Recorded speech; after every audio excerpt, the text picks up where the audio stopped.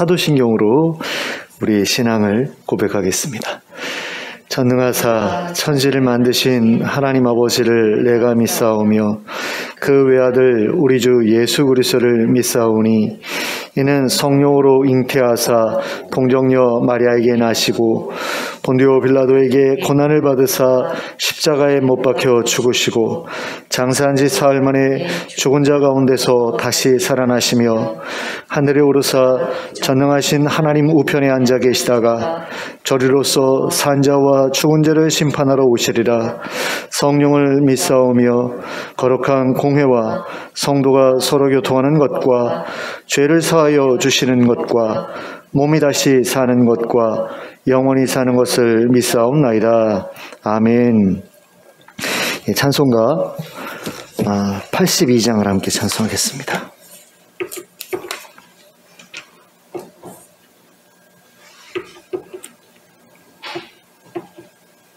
찬송가 82장입니다.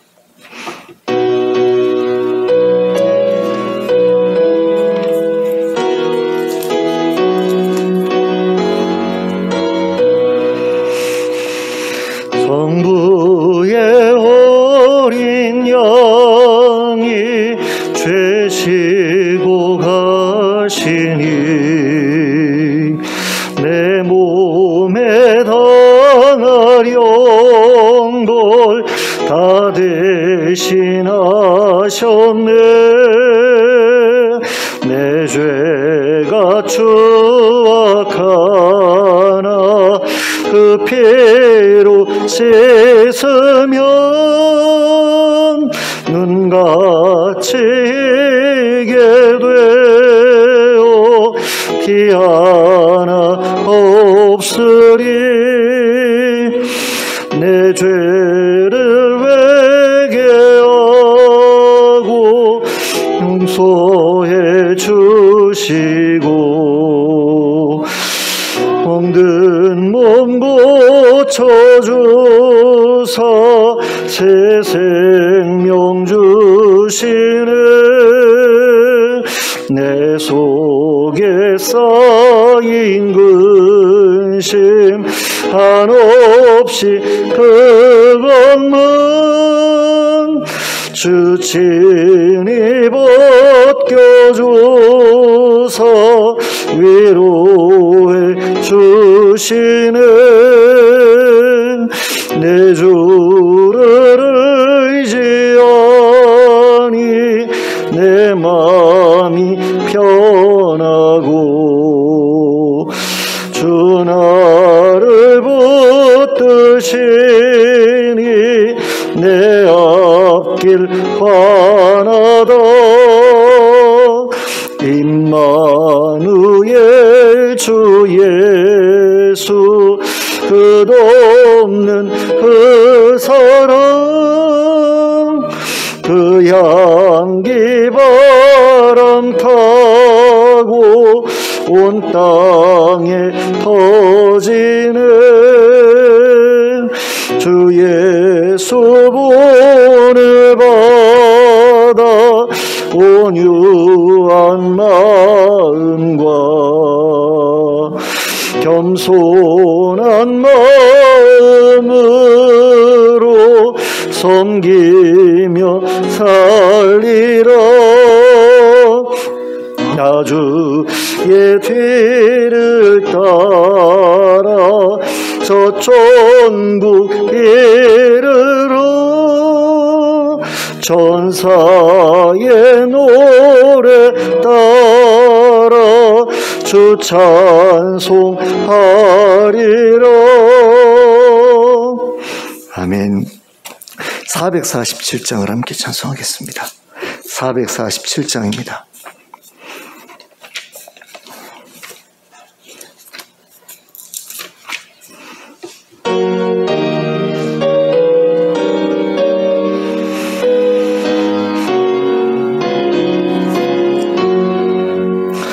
이 세상 끝날까지 주 섬겨 살리니 내 친구 되신 주여 늘 함께 하소서. 주 나와 함께 하면 전쟁도 겁없고 주 나를 인도하면 늘 안심하리라. 나 주를 따를 때에 주 약속하신 곳 그 영광 중에 모두 이루어 주소서. 나 주의 뒤를 따라 섬기며 살리니 그 크신 은혜 속에 날 인도하소서. 이 세상 온갖 시험 내 마음을 흔들고 악한 원수들이 안팎에 있으나 주 나를 돌보시사 내 방패 되시고 내 곁에 계신 것을 늘 알게 하소서. 저 영광 빛난 곳을 주 허락했으니 그 허락하신 곳을 늘 사모합니다. 끝까지 쉬지 않고 주 따라가리니 주 넓은 사랑으로 늘 인도하소서. 아멘.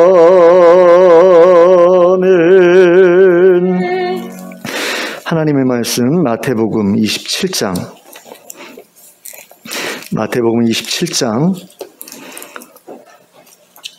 26절부터 31절까지의 말씀입니다.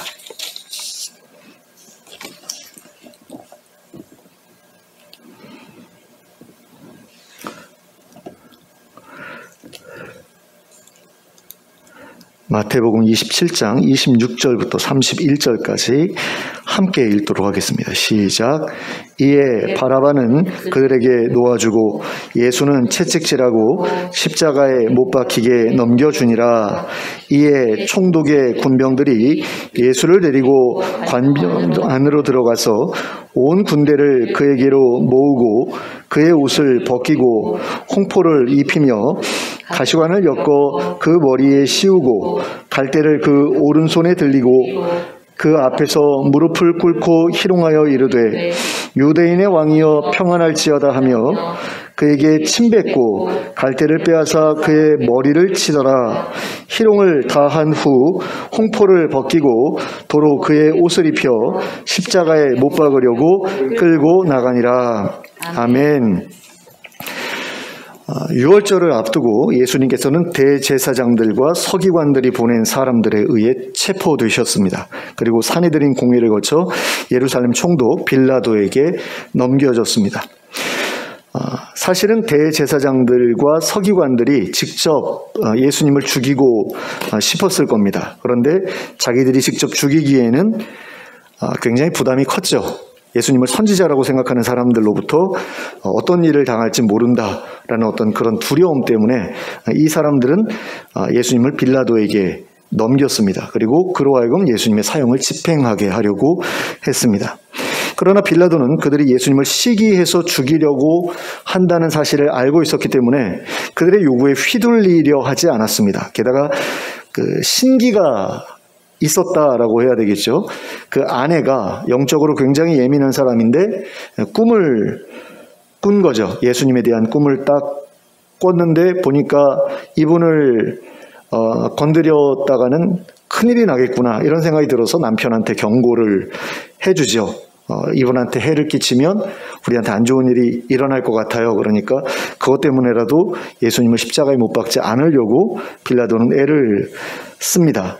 그러나 대제사장들과 서기관들은 군중들까지 동원해서 빌라도를 압박했고 결국 빌라도는 예수님을 사형에 처하기로 결정할 수밖에 없었습니다.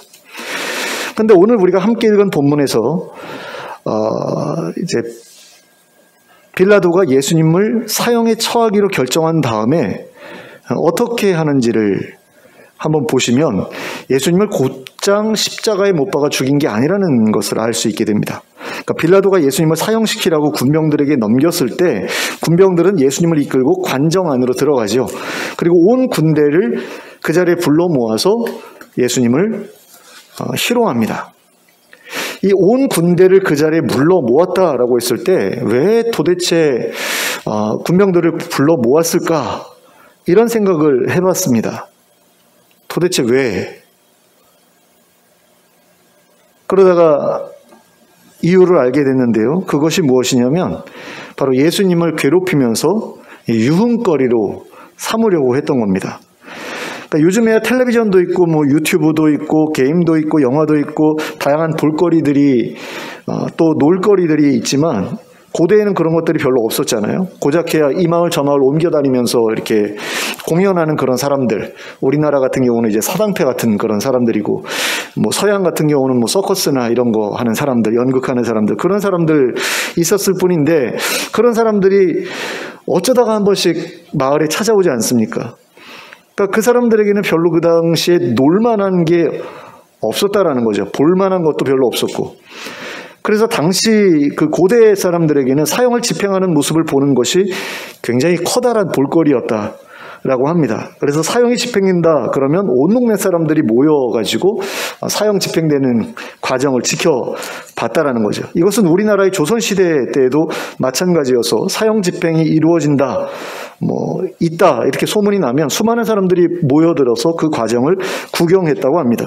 그런데 군병들에게는 그 이상의 유흥거리가 있었습니다. 그것은 바로 사형이 확정된 사형수를 자기들이 직접 이제 괴롭히는 그런 일이었습니다. 그리고 그것을 구경하는 것도 그들에게는 굉장한 재미거리였다라는 거죠. 그래서 예수님의 사형이 확정되었을 때 이 온 부대의 군병들이 다 모여든 것은 상관이 다 집합시켜 이래서라기보다는 자기네들이 그 사람 괴롭히는 재미 때문에 모여든 거라고, 그렇게 자발적으로 모여든 거다 이렇게 생각하는 게 맞을 것 같습니다. 그리고 예수님도 그런 군병들에게 괴롭힘 당하는 걸 이제 피할 수가 없었죠. 빌라도는 예수님을 어떻게든 놓아주고 싶어 했지만 막상 사형이 결정되니까 군병들이 예수님을 어떻게 하든 별로 신경을 쓰지 않았던 것을 봅니다. 그러니까 그 책임이 자기한테는 없다라고 생각을 했기 때문인 것 같아요. 그러니까 세수대야에다가 물을 담아가지고 씻으면서 이 사람의 죽음에 대해서 난 책임이 없다. 그렇게 하잖아요. 그리고 나서는 이제 예수님에 대해서 신경을 좀 꺼버린 거 아닌가라는 그런 생각이 듭니다. 그래서 그 군병들이 자유롭게 이제 예수님을 조롱할 수 있는 그런 장이 펼쳐지죠. 그래서 사람들을 불러 모으고 예수님의 옷을 벗기고 그 다음에는 홍포를 입히죠. 그리고 가시관을 엮어서 그 머리에 씌웁니다. 그리고 갈대를 오른손에 들려줍니다. 그러니까 예수님의 죄목이 뭐냐면 스스로 왕을 자처했다라는 거잖아요. 그러니까 황제가 있는데 감히 자기 마음대로 황제의 허락도 받지 않고 왕으로 자처했으니까 이건 반역이다. 그러니까 반역죄로 이제 고발을 당한 죄수였기 때문에 그들은 예수님을 우스꽝스러운 왕의 모습으로 꾸며놓고 조롱을 하려고 했던 거죠. 그래서 그렇게 꾸며놓고는 그 앞에 무릎 꿇고 유대인의 왕이여 평안할지어다 라고 하면서 이제 니까지 게 무슨 유대인의 왕이야 이런 의미로 이렇게 희롱을 한 거죠. 그리고 침을 뱉기도 하고 갈대를 빼앗아서 머리를 때리기도 하고 그러면서 이제 한마디로 가지고 논 겁니다. 그러면서 이제 유흥거리로 삼은 거죠. 근데 그리고 나서 어떻게 합니까? 홍포를 벗기고 다시 예수님의 옷을 입혀서 십자가에 못 박기 위해 끌고 나가죠. 근데 저는 늘 이 본문을 읽을 때마다 특별히 31절을 읽을 때마다 이상하다. 왜 여기서 끝나지? 이런 생각이 들었어요. 왜냐하면 26절을 보시면 빌라도가 예수님을 채찍질하고 십자가에 못 박히게 군병들에게 넘겨주었다는 그런 내용이 나오는데 막상 27절부터 31절까지를 보면 예수님을 채찍질했다. 군병들이 예수님을 채찍질했다라는 내용이 나오지 않기 때문입니다. 그래서 늘 궁금했어요. 채찍질을 먼저 하고 희롱을 나중에 한 건지, 아니면 희롱을 먼저 하고 채찍질을 나중에 한 건지, 아니면 동시에 한 건지, 이게 도대체 채찍질 했다는 부분은 어디로 간 건지에 대해서 항상 의문이었는데 요한복음 19장을 보니까 그 부분에 대한 이야기가 나오더라고요. 1절부터 3절까지입니다. 제가 읽어드릴게요. 이에 빌라도가 예수를 데려다가 채찍질하더라. 군인들이 가시나무로 관을 엮고 그의 머리에 씌우고 자색 옷을 입히고 앞에 가서 이르되 유대인의 왕이여 평안할지어다 하며 손으로 때리더라. 그러니까 채찍질 끝나고 나서 희롱을 했다라는 거죠. 그 순서가 분명하게 이제 나오는 겁니다. 그러니까 채찍질하고 십자가에 못 박도록 내어주었다. 마태복음에서는 그렇게 얘기하고 있는데 요한복음에서는 채찍질하고 그 다음에 희롱했다. 그 다음에 십자가에 못 박았다. 이런 순서대로 이렇게 기록이 돼 있어요. 근데 이 순서를 보게 되면 로마 군병들이 얼마나 예수님께 잔인한 짓을 저질렀는지가 좀 더 이렇게 생생하게 다가옵니다. 왜 그런가 하면 그 희롱을 한 다음에 채찍질을 하면 별로 그렇게 느낌이 별로 없어요. 그러니까 희롱이 가벼운 거잖아요. 채찍질이 조금 더 심한 거잖아요. 무게로 봤을 때 그 어떤 그 당하는 입장에서 타격으로 봤을 때 희롱이 좀 가볍게 느껴지고 채찍질이 무겁게 느껴지지 않습니까? 그런데 채찍질을 먼저 하고 그 다음에 희롱을 했다 라고 했을 때에는 느낌이 좀 달라요. 왜냐하면 채찍질을 당해서 온몸이 만신창이가 됐단 말이에요. 그래서 거의 숨이 넘어갈 정도까지는 아니었겠지만 거의 반쯤 죽어있는 어떤 죽은 것이나 마찬가지인 그런 상태에서 그 사람을 끌어다 놓고서 조롱을 했다라고 했을 때 이거는 좀 더 좀 안 좋게 느껴지죠. 좀 더 비인격적이고 비인간적인 어떤 그런 느낌으로 다가옵니다. 그러니까 예수님 같은 경우는 특히 더 이 채찍질 당하시고서 힘드셨을 거예요. 아무래도 사역이 너무 고되다 보니까 그렇게 고되게 사역하다가 끌려와서 채찍질을 당하다 보니까 다른 죄수들보다 더 많이 이렇게 타격을 입으셨던 것 같고 또 십자가에서 매달려 계시면서 다른 두 죄수보다 더 일찍 세상을 떠나신 걸 보면 채찍질을 다른 죄수들보다 더 많이 당하셨을 수도 있는 거거든요. 그러니까 이런 거죠. 그러니까 채찍질을 많이 당하면 십자가에 달려있는 시간이 짧아진다고 그래요. 그래서 예전에 자기 가족 중에 십자가형을 당할 사람이 있다라고 하면 군인들한테 돈을 줘가지고 채찍질을 심하게 해서 십자가에 매달리지 않고 죽거나 아니면 매달려서 금방 죽게 하거나 하는 것을 가족들이 부탁하기도 했다고 그러더라고요. 뇌물을 바치면서 빨리 죽게 해달라. 왜냐하면 매달려가지고 이렇게 며칠씩 매달려 있는 모습을 가족으로서 지켜보기 너무 괴롭다라는 거죠. 그러니까 아예 채찍질 당하다가 죽게 하던가 아니면 달려가지고 얼마 안 있어서 죽게 해주든가 그렇게 해달라고 부탁을 했다라는 건데 빌라도가 예수님에 대해서 그런 어떤 동정심을 가지고 있었다. 그러면은 그런 명령을 이제 군병들한테 따로 했을 수도 있죠. 빨리 죽게 니들이 알아서 좀 미리 저기 채찍질할 때 좀 과하게 해서 오래 매달려 있지 않게 이렇게 할 수도 있는 건데 나중에 예수님 돌아가셨으니까 시체 내주쇼라고 했을 때 빌라도가 벌써 죽었어? 라고 하는 어떤 그런 반응을 보이잖아요. 그런 걸 보면은 또 그건 아니었던 것 같아요. 그러니까 결국에는 사역이 너무 고됐었다. 제자들하고 이렇게 함께 사역하실 때 너무 고되게 사역하셨다. 그래서 체력이 정상이 아니었다. 그 채찍질 맞으시고 완전히 그냥 만신창이가 되셨다. 이렇게 봐야 되거든요. 근데 그런 사람을 두고서 이런 식으로 조롱한다. 라고 하는 것은 오늘날의 시각으로 봤을 때 너무나 비인격적이고 비인간적인 그런 모습이거든요. 근데 사실은 십자가도 그렇잖아요. 십자가도 굉장히 비인간적이고 비인격적이죠. 그러니까 사람을 빨가벗겨서 나무에 매달아 놓고 말라 죽으라고 그러는 거잖아요. 탈수. 그러니까 마치 개구리를 어떤 판대기에다가 이렇게 그 바늘로 이렇게 꽂아놓고서 이렇게 햇빛에 말라 죽게 하는 거하고 비슷한 어떤 그런 모습인데 굉장히 잔인한 그런 형벌이거든요. 그 십자가라는 게. 근데 그 십자가가 그렇게 잔인한 형벌이라는 것을 우리는 알고 있는데 이 채찍질 역시도 그렇게 잔인한 짓이었다라는 거죠. 채찍질이 채찍질만으로 끝나는 게 아니라 채찍질 끝난 다음에 이렇게 조롱하는 그런 모습들을 봤을 때 이것도 예수님께는 굉장히 견디기 힘든 그런 모욕적인 그런 일이었다라는 겁니다. 그런 점에서 우리는 예수님께서 십자가에 달리시기 전에 겪으셨던 이와 같은 일들, 그러니까 채찍질 당하신 그런 것들을 가볍게 생각하지 말아야 합니다. 그러니까 예수님께서 십자가에 달리신 것도 우리를 위해서 겪으신 일이지만 채찍에 맞으신 것도 우리를 위해서 겪으신 일이다. 라는 거죠. 이 사실을 간과해서는 안 된다라는 겁니다. 그리고 실제로 예수님께서 겪으신 이 일들을 예언하고 있는 이사야 선지자의 예언에서도 예수님께서 채찍에 맞으신 것을 십자가에 못 박히신 것만큼이나 중요한 일로 언급하고 있다는 것을 우리가 알 수 있습니다. 이사야서 53장 3절부터 6절까지의 말씀인데요. 제가 읽어드리겠습니다. 그는 멸시를 받아 사람들에게 버림받았으며 간고를 많이 겪었으며 질고를 아는 자라. 마치 사람들이 그에게서 얼굴을 가리는 것 같이 멸시를 당하였고 우리도 그를 귀히 여기지 아니하였도다.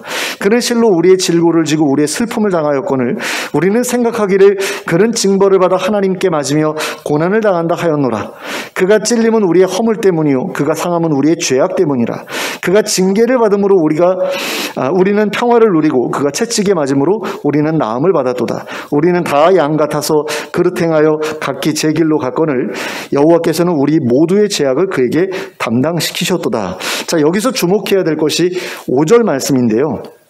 5절 말씀 제가 다시 한번 읽어드립니다. 그가 찔림은 우리의 허물 때문이요 그가 상함은 우리의 죄악 때문이라.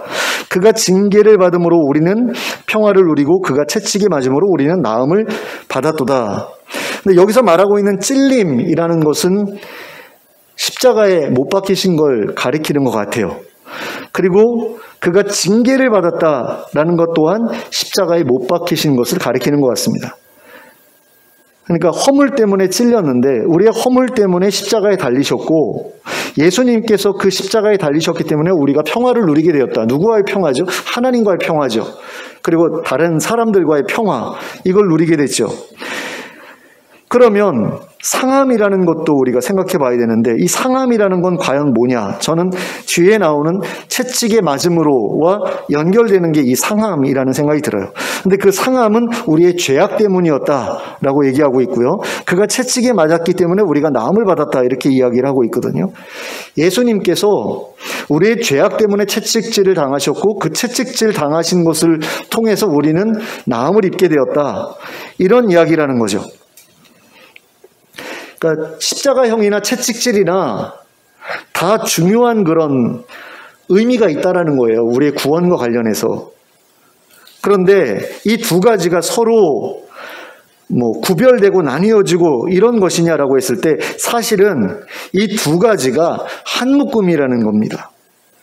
십자가형이나 채찍질이나 우리의 허물과 우리의 죄악 때문에 우리에게 예수님에게서 이루어진 그런 일이지 이게 서로 다른 문제를 해결하기 위해서 벌어진 일이 아니라는 거죠. 하나의 문제입니다. 우리의 죄, 우리의 허물.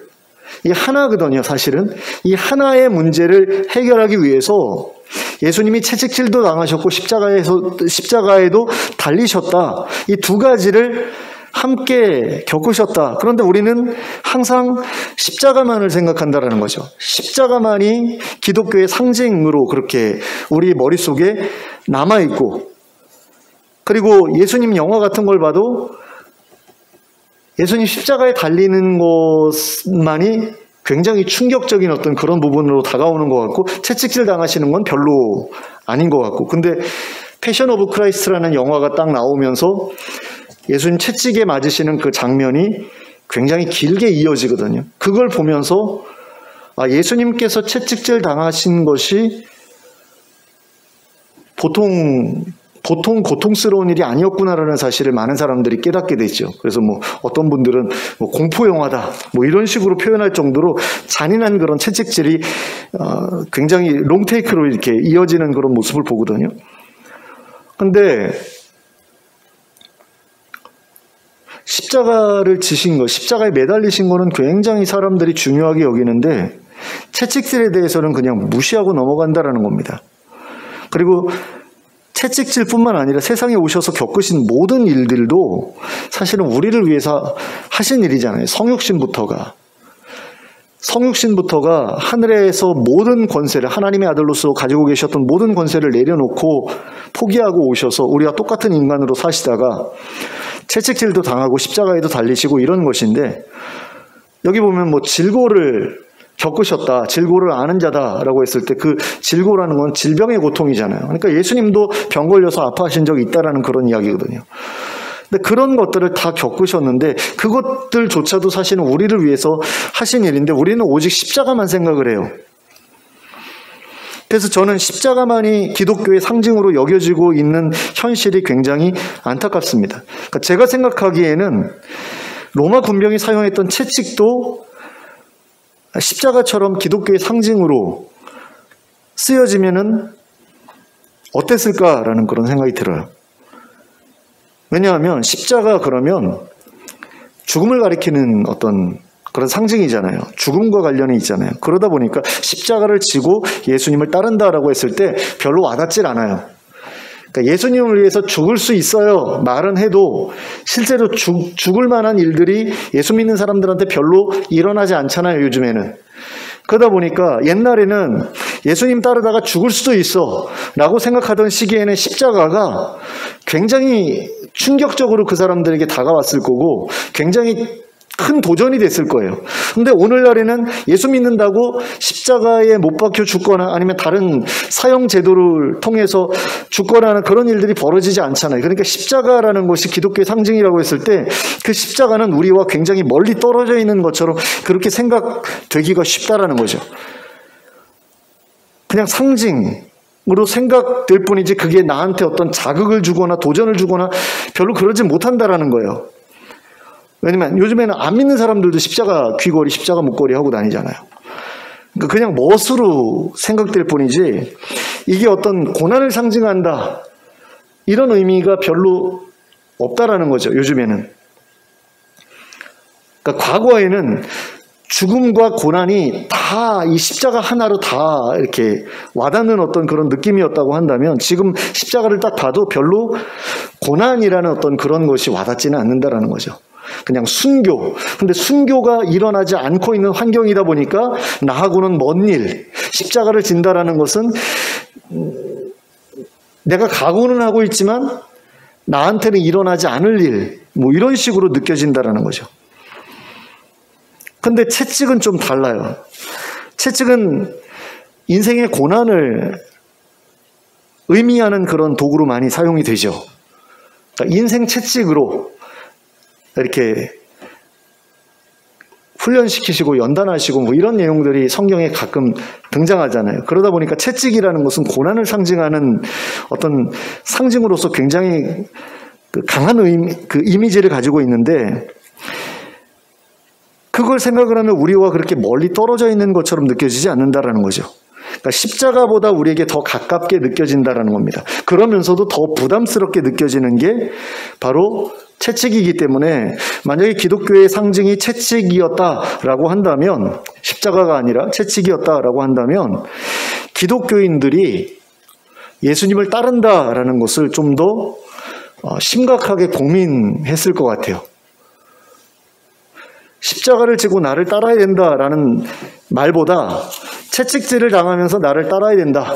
채찍질을 견뎌가면서 이겨내면서 나를 따라야 된다라는 말이 기독교인들에게 더 강하게 부딪혔을 수도 있다라는 거죠. 그러면 예수 믿는 사람들이 지금보다는 더 적었을지도 모르고 좀 더 알곡들이 교회 안에 더 많았을지도 모르겠다는 생각이 들어요.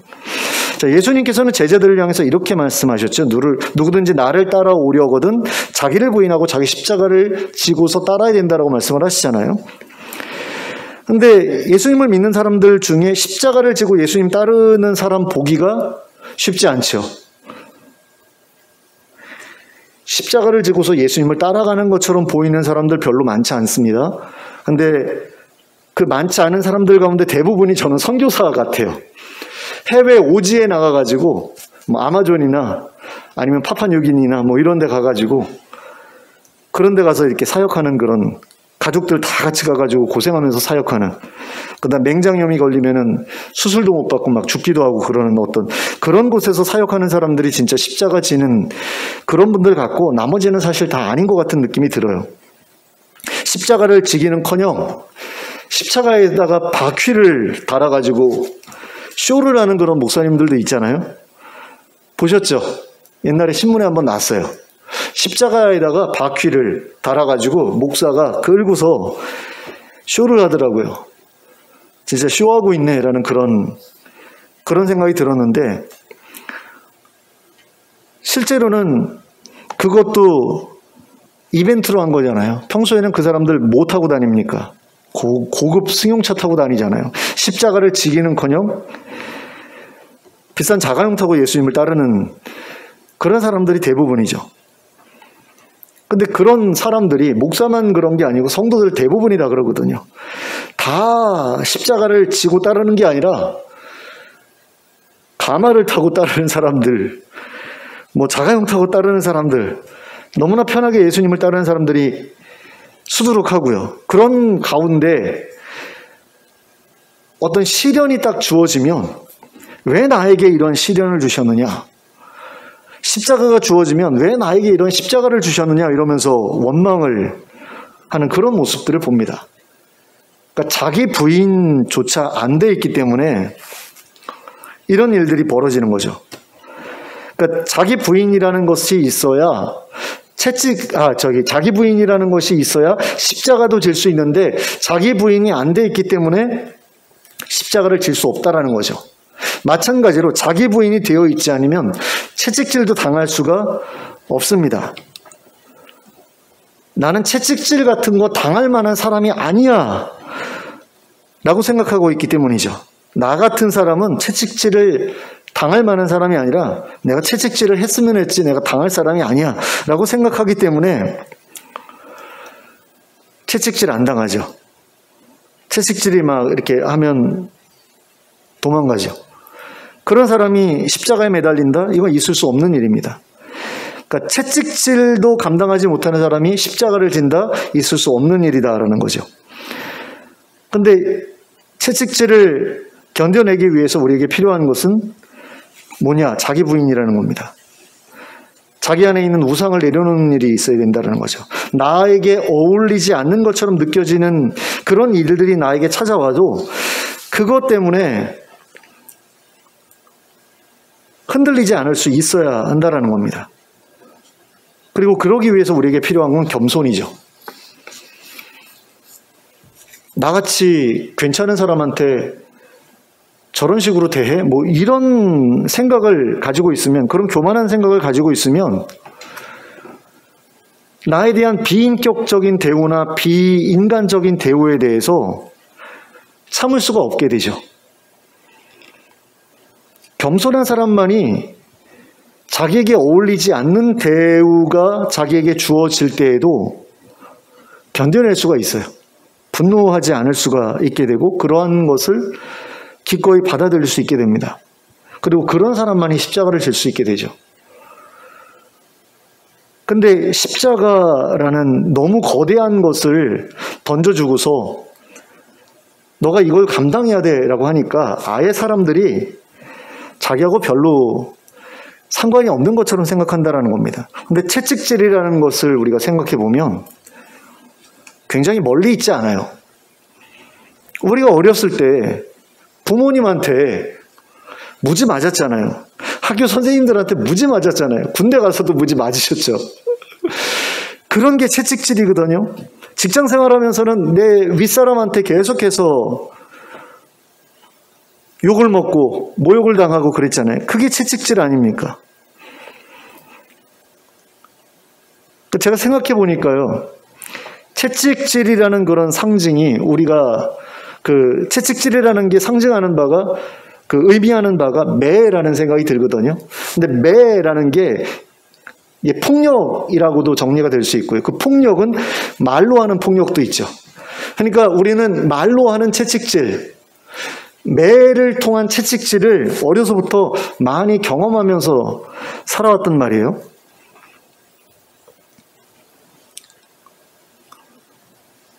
근데 그런 채찍질을 당하는 게 굉장히 비인격적이고 비인간적인 일인데, 우리 어렸을 때는 그게 별 문제 없이 자행이 됐죠. 근데 요즘에는 이제 애를 때리면 경찰이 와서 이렇게 붙잡아가기도 하고요.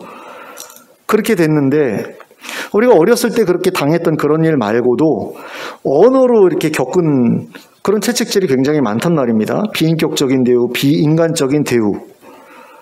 그런 거 굉장히 많다라는 거죠. 예수님께서 겪으신 그 채찍질이라는 게 바로 그와 같은 일들하고 어떤 면에서는 같은 맥락에 있는 그런 일들이거든요. 근데 그걸 우리가 감당해야 된다라는 얘기를 예수님께서 하고 계시는 겁니다. 그러니까 너가 나를 따라오려거든 자기를 부인하고 십자가를 지고 나를 따라와야 된다라고 예수님 말씀하셨는데, 그 중간에 채찍질이 빠져 있다라는 거죠. 많은 사람들이 어쩌면 예수님께서 채찍질 대신에 자기 부인이라는 표현을 쓰셨는지도 모르겠어요. 그러니까 우리가 당하는 여러 가지 채찍질, 우리가 당하는 폭력이 자기를 부인하도록 하기 위한 어떤 훈련 도구일 수 있다라는 거죠. 그걸 겪어내고 그거를 견뎌내고 그걸 이겨내지 못하면 십자가를 지는 것은 불가능한 일일 수밖에 없기 때문에 그걸 먼저 생각해야 되는데, 그런 의미에서 예수님께서 말씀하신 그 자기 부인이라는 게 결국에는 그 채찍질이라는 어떤 폭력을 견뎌내야 된다, 이게 아닌가 이런 생각이 든다라는 거죠. 근데 이것을 감당하고자 하면 여러 가지 문제들이 우리한테서 일어납니다. 그러니까 내가 왜 이런 대우를 받아야 돼라는 어떤 그런 분노가 속에서 생기죠. 그렇잖아요. 누군가가 나에게 혀로 채찍질을 해가지고 넌 왜 일을 그거밖에 못해? 너 뭐 하는 사람이야? 그러면서 막 이렇게 뭐라고 하기도 하고, 너 같은 게 뭐 어쩌고 하면서 이렇게 인격적인 모독을 하기도 하고, 그런 일들을 우리가 직장에서도 겪고 학교에서도 겪는데 교회에서도 그런 일을 겪게 되기도 하거든요.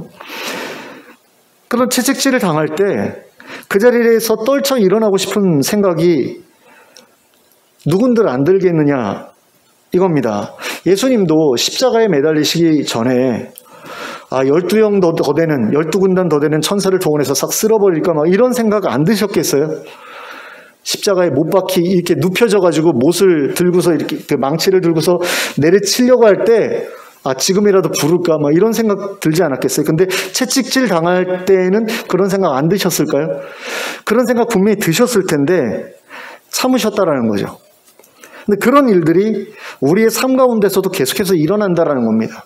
남편에게서, 아내에게서, 때로는 자식에게서도 그런 일, 나이 드신 부모님 아니면 친척들 아니면 교회 식구들을 통해서도 그와 같은 채찍질이 우리에게 날라올 때가 있다라는 겁니다.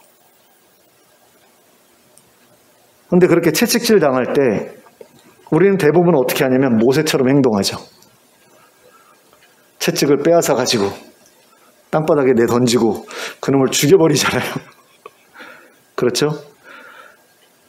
자기 동족을 보러 갔는데 자기 동족이 이집트 사람한테 매를 맞고 있었어요. 채찍질 당하고 있었습니다.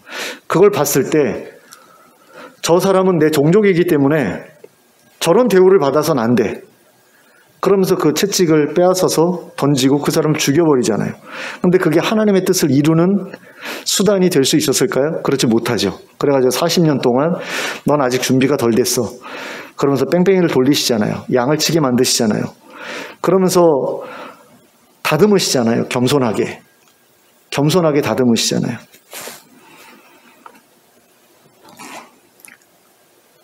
그런 거죠. 채찍질을 당할 때 그걸 이겨내면 금방 우리는 성숙할 수 있는데, 그렇게 하려면 속에서 우라병이 터지거든요. 화병이 생기고 우울증이 생기기도 하고요. 그러니까 중간에 포기하고 그 자리를 떠나는 거죠. 예수님도 그 자리에서 채찍질 당하시고 막 조롱당하실 때 떠나려면 충분히 떠나실 수 있으셨잖아요. 근데 그거 다 겪으셨거든요. 겪으시면서 얼마나 속에서 열불이 나셨을까, 힘드셨을까. 그래가지고 많은 사람들이 그런 채찍질이 자기에게 던져지면 분노를 폭발하고 싸우고 그 자리를 떠나고 한다라는 겁니다. 그러니까 예수님 그걸 견디셨고요.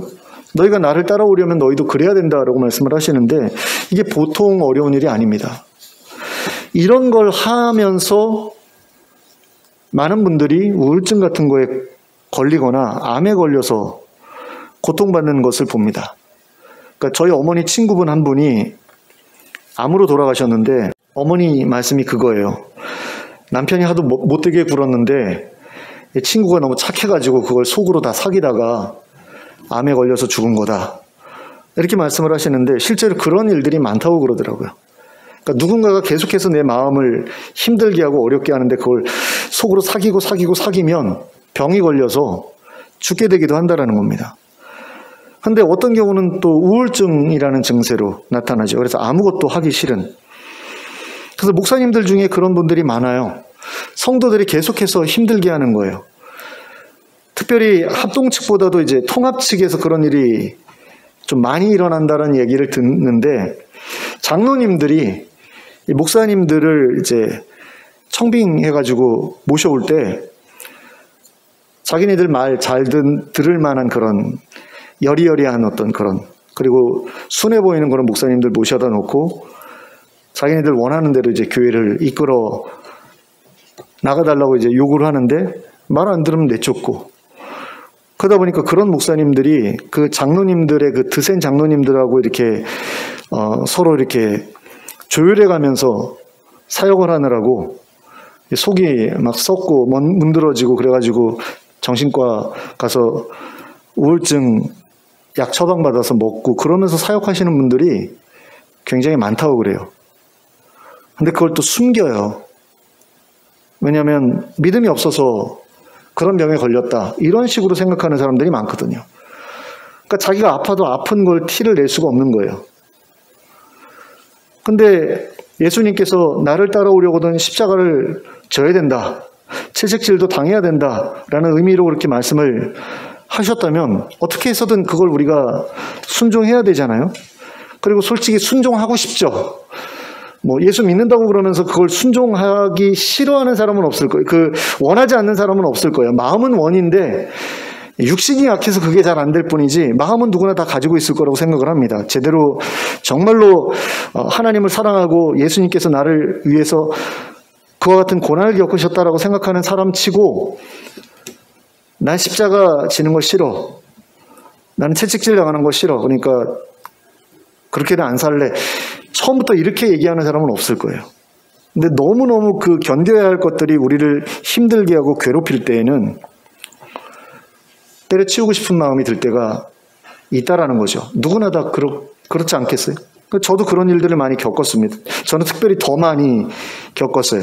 담임 목사님들이 이렇게 괴롭히고 막 이러면 저는 뭐 별로 참질 않았습니다. 별로 참지 않고 사역 그만두고 다른 교회 옮겨가고 여러 교회를 옮겨 다녔는데요. 결국에는 자기 부인이 안 돼서 그랬다라는 생각이 들어요. 나는 이렇게 대우받으면 안 되는 사람이라는 그런 어떤 그 자의식 과잉 뭐 이런 게 있었던 게 아닌가라는 생각이 듭니다. 근데 사실 말은 맞아요. 부교역자라고 해가지고 담임 목사한테 그렇게 모욕당하면서 사역할 그럴 이유는 없죠. 사람인데 존중받아야 되죠. 그것도 한 공동체 안에 있는, 믿음 안에 있는 그런 지체인데 담임 목사가 자기 아랫사람이라고 해가지고 무시해도 되고 이런 거 아니잖아요. 존중해줘야 되잖아요. 근데 마땅한 대우를 받는 게 맞지만 그렇지 못한 경우가 있다라는 거죠. 그게 현실이죠. 근데 그런 것들을 당할 때에 자기 부인이 안 되어 있으면 떨쩍 일어선다라는 겁니다. 뛰쳐나오든가 아니면 맞서든가. 맞서는 게 무조건 나쁘다라는 얘기는 아니에요. 불의한 것에 저항하는 일은 분명히 해야 될 일입니다만은, 근데 어떤 때는 내가 겪어야 되는, 내가 견뎌야 되는 어떤 그런 상황도 있잖아요. 내가 견뎌야지만 내가 목표로 삼고 있는 어떤 것을 이뤄낼 수가 있는 경우가 있잖아요. 그런 때는 참아야 되죠. 근데 그게 너무 힘들단 말입니다. 어떻게 참을 수 있을까? 이걸 우리가 고민해 봐야 되는데요. 제가 고민해 봤을 때 첫 번째로 해야 될 것은 견뎌야 할 이유를 찾는 거라는 생각이 들었어요. 그러니까 예수님께서는 왜 채찍질 당하는 걸 견디셨을까? 조롱당하는 걸 견디셨을까? 왜 십자가에 못 박히게 될 그 상황을 견디셨을까? 왜 도망치지 않으셨을까? 왜 12군단 더 되는 천사들을 동원해서 그들을 쓸어버리지 않으셨을까라고 했을 때 자기에게는 이루어야 될 목표가 있었기 때문이죠. 내가 십자가에서 죽어서 내 백성들을 내가 살려야 되겠다는 그런 확고한 목표가 있었기 때문이죠. 그리고 내가 이걸 피하면 그 목표는 이루어지지 않는다는 사실이 너무나 분명했기 때문에 견디셨죠. 우리에게도 그와 같은 것이 필요합니다. 내가 이것을 견디지 않아도 된다라고 하면 견딜 필요 없죠. 근데 내가 이것을 견디지 않았을 경우에 어떤 목표, 내가 품고 있었던 목표, 또는 하나님께서 나에게 기대하시던 어떤 목표가 이루어지지 않겠다 싶을 때에는 어떻게 해서든 견뎌야 되잖아요. 이건 내가 참아내야 되는 거다. 이걸 참아내면 이 목표를 이루는데 장애물이 생기지 않을 수 있을 거야 라고 생각한다면 견뎌야죠. 그러니까 이유 없이 견디면 안 되기 때문에 불의한 것에 대해서 이유 없이 견디는 것은 너무나 억울하고 마음을 힘들게 하는 일이기 때문에 이유를 찾아야 된다는 겁니다. 내가 이것을 참아야 될 이유가 있어야 된다는 거죠. 내가 이걸 참아서라도 뭔가를 이룰 수 있다면, 그리고 얻을 수 있다면, 그리고 다른 많은 사람들을 유익하게 할 수 있다면 기꺼이 할 수 있는 거죠. 두 번째는 예수님께서 우리에게 본을 보여주신 그것을 기억하는 거라고 생각을 합니다. 그러니까 예수님께서도 참으셨다라는 거죠. 채찍질과 모욕과 십자가. 근데 예수님께서 십자가 참으신 것은 별로 그렇게 큰 일처럼 느껴지지 않아요. 너무나 당연한 일처럼 느껴요, 사람들이.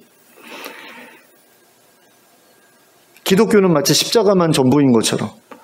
근데 예수님께서 견디신 건 그것만이 아니거든요. 십자가만이 아니라 채찍질도 견디셨거든요. 그리고 채찍질은 우리한테도 굉장히 익숙한 일이잖아요. 근데 예수님께서는 이유가 있어서 채찍질을 당하신 게 아니라, 죄를 졌기 때문에 채찍질을 당하신 게 아니라 우리의 죄값을 대신 치르시기 위해서 채찍질을 당하신 거 아닙니까? 우리를 대신해서 당하신 거잖아요. 그러니까 누군가를 대신해서 그 일을 당하고 견디고 하는 그런 것들을 예수님께서 먼저 본을 보여주셨는데, 내가 이것을 버티게 될 경우에 누군가가 하나님을 만나게 될 수도 있고 구원을 받을 수도 있게 되고, 그런 것들을 우리가 생각하면서 견디려고 하면 우리 안에 있는 어떤 억울함 같은 것이 조금은 해소되지 않겠는가. 그러니까 예수님께서 나중에 자신이 그 일을 통해서 이루어진 것을 보면서 기뻐하시게 될 거라는 그런 예언도 이사야서에 나오잖아요. 그러니까 그런 거죠. 예수님께서 어떤 마음을 가지고 그것을 버티셨을까?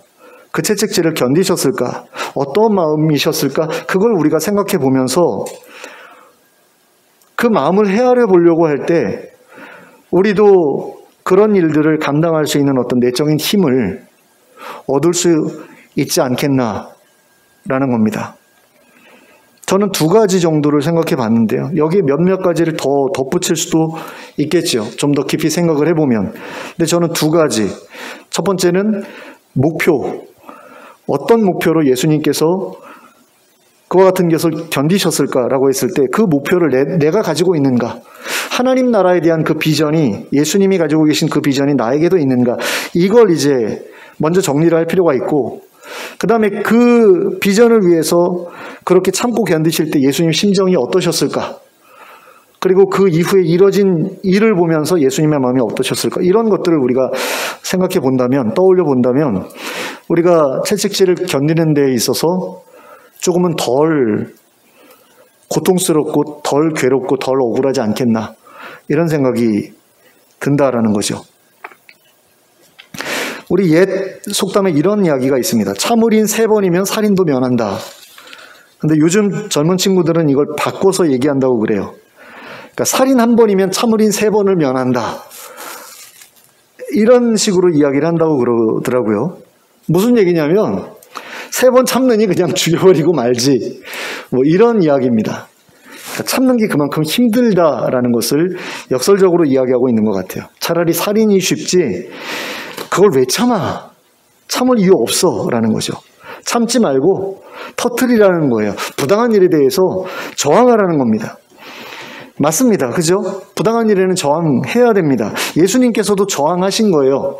비폭력 저항. 그러다가 잡혀 죽으신 거잖아요. 근데 부당한 일이라고 해서 반드시 저항해야 되는 거 아닌 경우도 있다라는 거죠.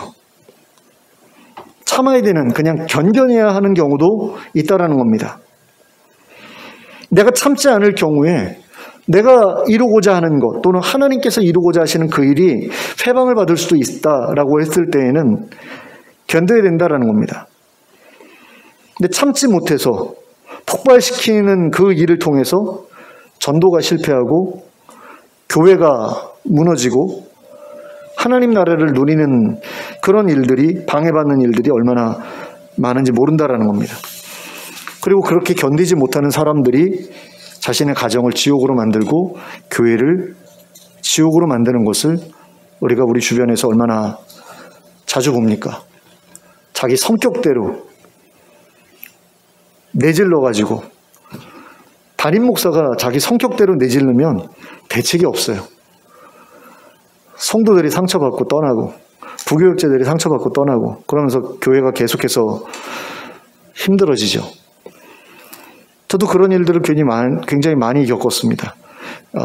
주일이 무서운 거예요.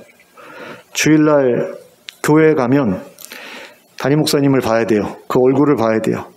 파트타임일 때 이렇게 주일에만 교회를 가게 되면 그 주일 하루가 무서운 거고, 또 전임 사역자가 돼가지고 날마다 교회에 가야 되면 날마다 교회 가는 게 무서운 거죠. 교회가 지옥 같은 거예요.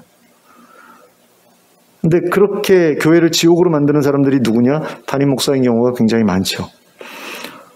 또 담임 목사가 주일인데 교회 가기가 무서울 때가 있어요. 교회 가고 싶지 않을 때가 있어요. 누가 교회를 지옥으로 만들기 때문일까요? 장로님들이 교회를 지옥으로 만들기 때문에 그렇게 되는 거죠. 반대도 있습니다. 담임 목사가 하도 장로님들이 힘들게 해서 장로님들이 교회 가는 게 두려워질 수도 있거든요. 근데 왜 그런 문제들이 벌어지느냐라고 했을 때 다 자기 권리 찾으려고 해서 그렇게 되는 거죠. 자기를 부인하는 게 아니라 자기를 우상으로 다른 사람들이 떠받들어 주기를 원하는 그런 마음을 가지고 교회에 나오다 보니까 그 욕망을 서로 채워달라고 그러면서 그걸 채워주지 못하는 상대를 비난하고 조롱하고 협박하고 그러면서 그 공간을 지옥으로 만들어 버린다라는 거죠. 자기 부인이 안 돼서요. 근데 정말로 내가 하나님의 백성으로서 하나님 나라를 꿈꾸고 있다면 자기를 부인해야 된다라는 겁니다. 자기를 우상으로 이렇게 떠받들어 주기를 원하는 그리고 자기를 높이고 싶은, 나는 이런 대우를 받을 사람이 아니야 라고 생각하는 어떤 그런 마음을 우리가 내려놓아야 된다는 거죠. 예수님께서 나는 이런 대우를 받을 사람이 아니야 라고 생각하셨으면 이 세상에 오시지도 않았을 거고 고난도 안 당하셨을 거고 십자가에서도 안 죽으셨을 거거든요. 근데 그 마음을 내려놓으셨잖아요. 그게 겸손이잖아요. 그게 자기 부인이거든요. 그게 우리한테도 필요한데, 하나님 나라를 꿈꾼다면 마땅히 그래야 된다는 거죠.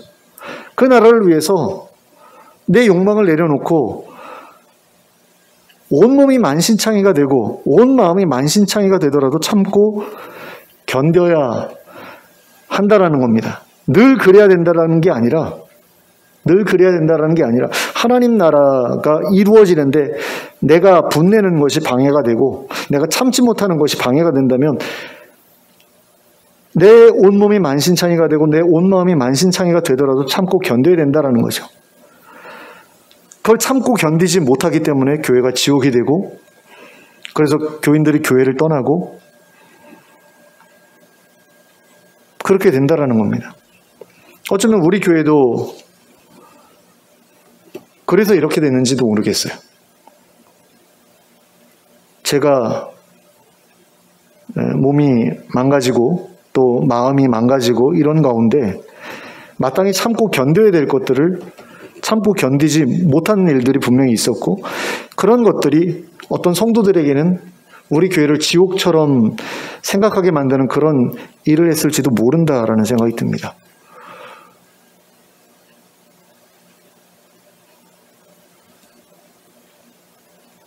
근데 늘 참기만 한다고 해서 되는 게 아니기 때문에 가장 먼저 해야 될 것은 분별하는 거죠. 지금이 내가 참아야 될 때인가, 내가 양보해야 될 때인가. 근데 양보인지 타협인지 그게 헷갈리니까 그냥 내 의견 그대로 밀고 나가자, 이런 경우도 굉장히 많죠. 그러니까 우리한테 정말로 분별력이 필요하다는 생각이 들어요. 그리고 그런 분별을 통해서 내가 지금 참아야 될 때구나 라는 사실을 깨달으면 그때는 이제 참고 견디기 위해서 온갖 노력을 해야죠.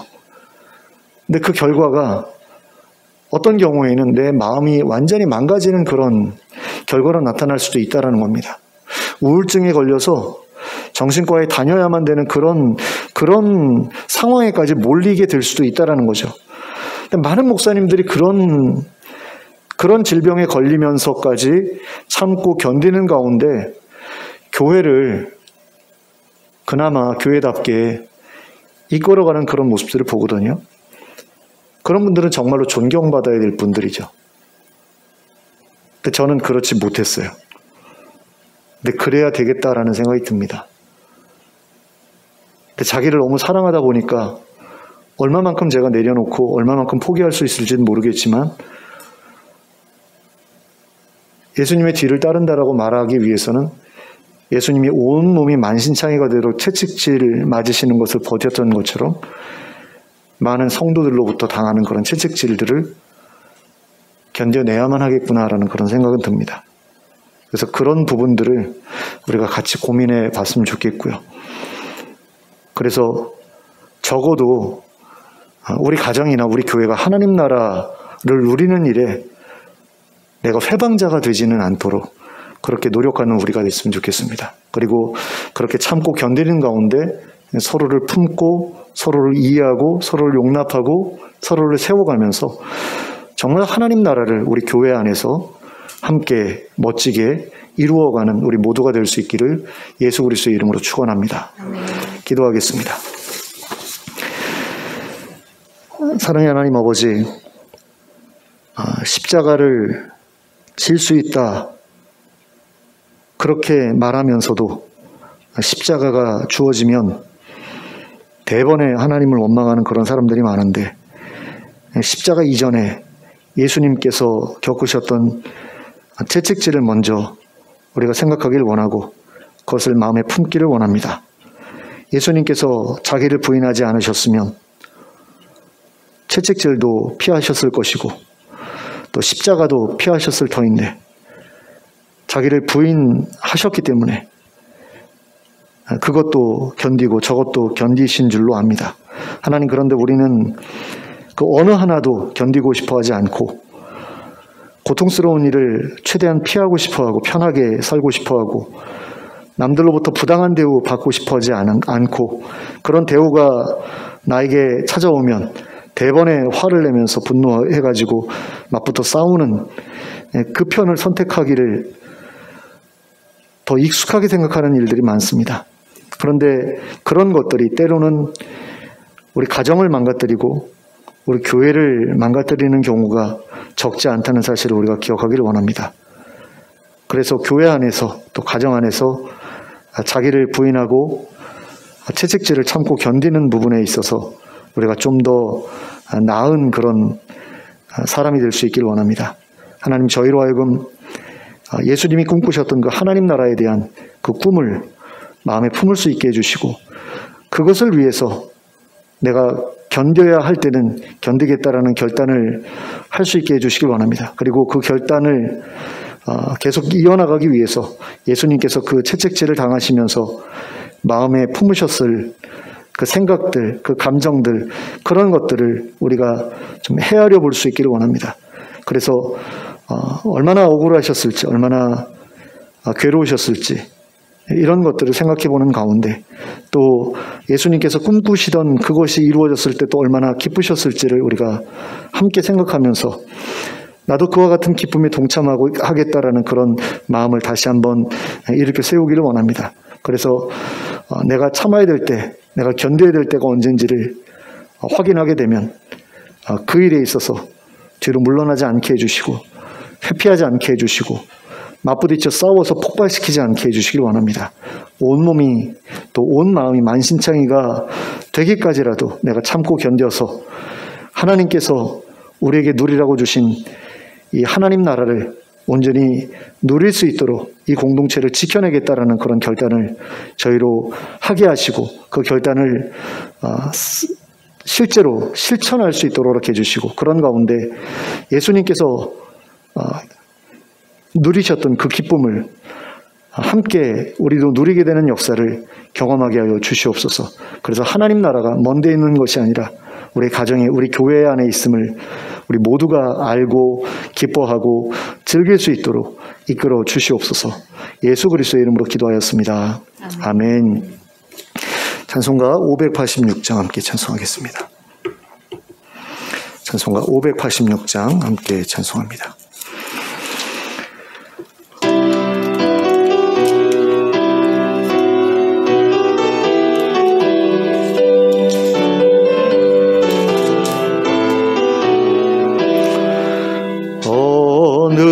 민족 누구게나 결단할 때 있나니 참과 거짓 싸울 때에 어느 편에 설 건가 주가 주신 새 목표가 우리 앞에 보이니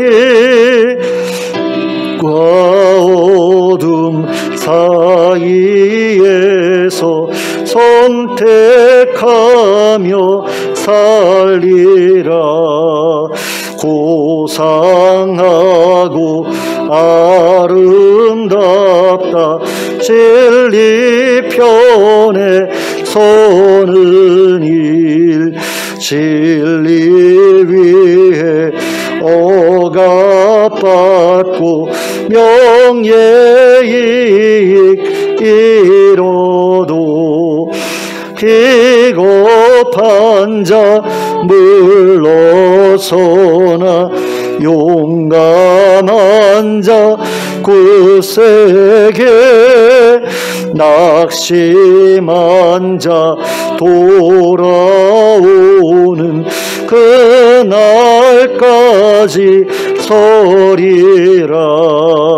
순교자의 빛을 따라 주의 뒤를 쫓아서 십자가를 등에 지고 암만 향해 가리라. 새 시대는 새 사명을 우리에게 주나니 진리 따라 사는 자는 전진하리. 언제나 악이 비록 서하여도 진리 더욱 강하다. 진리 따라 살아갈 때 어려움도 당하리. 우리 가는 그 앞길에 어두운 장막 덮쳐도 하나님이 함께 계셔 항상 지켜주시리. 아멘. 주님 가르쳐 주신 기도로 예배를 마치도록 하겠습니다. 하늘에 계신 우리 아버지여, 이름이 거룩히 여김을 받으시오며 나라가 임하시오며 뜻이 하늘에서 이루어진 것 같이 땅에서도 이루어지이다. 오늘 우리에게 일용할 양식을 주시옵고 우리가 우리에게 죄 지은 죄를 사하여 준 것 같이 우리 죄를 사하여 주시옵고 우리를 시험에 들게 하지 마시옵고 다만 악에서 구하시옵소서. 나라와 권세와 영광이 아버지께 영원히 싸움나이다. 아멘.